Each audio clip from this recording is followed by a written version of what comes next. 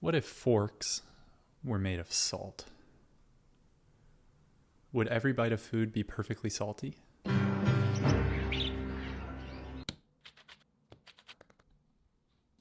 Let's take a look at our stakeholder requirements.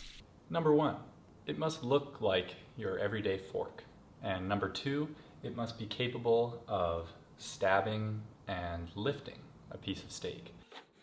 After weeks in the design phase, I finalized the CAD models and bought one of these Himalayan pink salt blocks. The same kind of salt in those lamps that girls like, apparently used for cooking in the blockular format.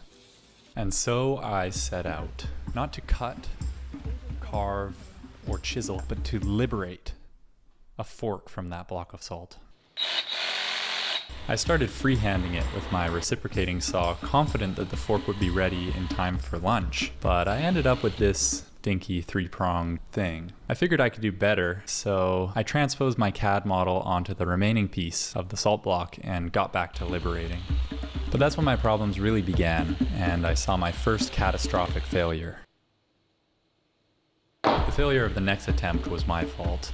Just brain damage, to be honest. And a few hours into attempt number 4,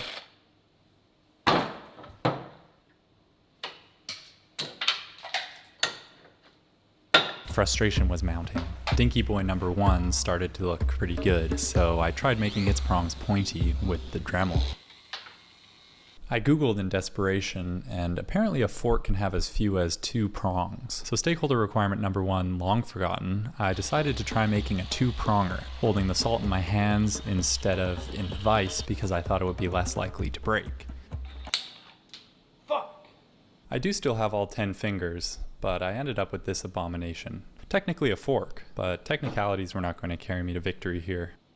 I'd run out of chunks of salt that were big enough to make a reasonably sized fork with, and I think inhaling salt dust was starting to get to me.